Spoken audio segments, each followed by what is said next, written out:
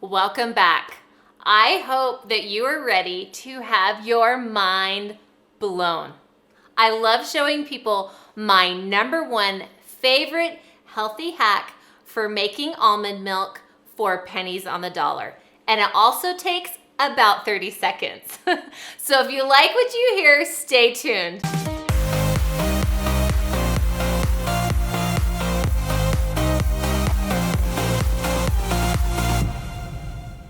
Now, what happens when you run out of almond milk?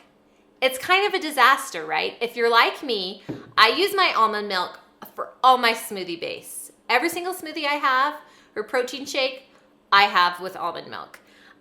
Sometimes it can be hard to find the right almond milks. Some of the almond milk brands actually have something in them called carrageenan, which has a lot of negative studies done on it, and it's not super good for you. So you're gonna wanna find the most unprocessed, unsweetened almond milk that you can. At least that's what I use. But I'm gonna show you how to use it 2 ways. I'm gonna show you how to do a sweetened version and an unsweetened version. And when I say sweetened for the sweetened version, I'm not putting sugar in this baby. We're gonna be using all natural sweeteners to make sure that you get the perfect amount of sweetness and you're not gonna affect your blood sugar. Now, almond milk can also be used to thin out your oatmeal or any sort of grains, a base for cereal as well. So it really is the universal product.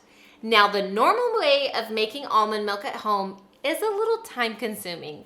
There's like cheesecloths you have to buy. You actually have to strain the almonds, which when you end with your finished product, it's not technically a Whole Foods. And since we are a Whole Foods plant-based, we want to make sure that you're getting all the nutrition from those wonderful almonds, not just the liquid from it. All right, so are you ready? I'm so excited. Okay, I really love showing people this every time.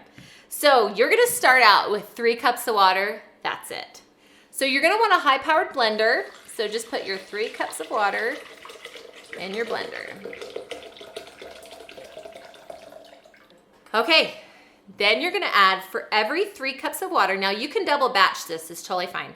For every 3 cups of water, I want you to add 2 tablespoons of almond butter. Now this is literally just ground almonds. I have a store near me where I go and I literally push the start button and you can see it making almond butter.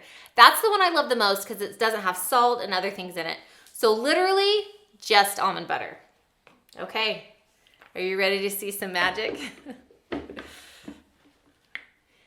And then you're gonna just probably blend it for about 30 seconds. I think it's a perfect amount of time. Okay, so here you go. That was so hard, right?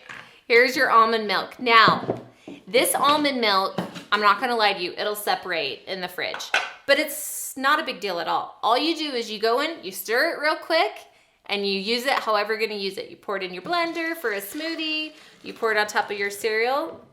But let me tell you, not only is this easier than doing it the normal way, it's also much cheaper.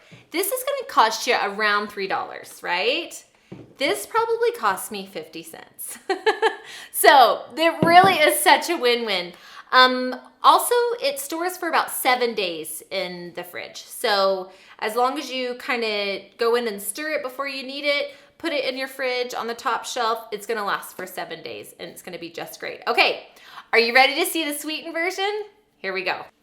So now we're gonna do our sweetened version and you're gonna die on how easy this one is too. So same formula, we're gonna start with 3 cups of water. You can use filtered water if you have access to filtered water. That's probably ideal. And then 2 tablespoons almond butter.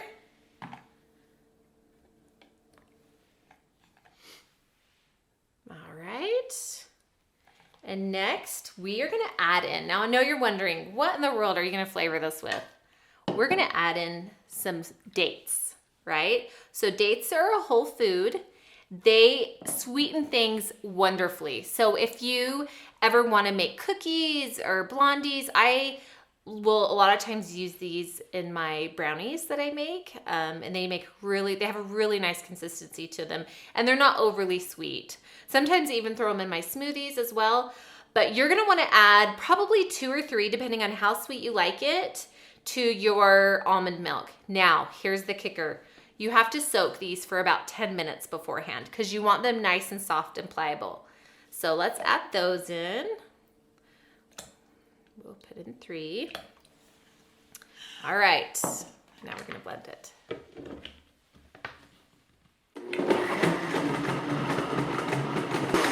All right, now you're gonna wanna make sure that it goes pretty high because you want those little date pieces to get nice and fine for your almond milk. So here we go. It's so frothy and pretty. Now, you might have a few little chunks here and there, but like I said before, just stir it up. They really blend nicely, especially if you're gonna use this for a smoothie. They sweeten it really well. So, all right, and there you've got homemade almond milk that you didn't have to run to the store in the middle of a snowstorm for. That's when I always run out of almond milk, in the middle of a snowstorm. So enjoy. Let me know what you think of this. Drop some comments below and make sure you subscribe. See you later.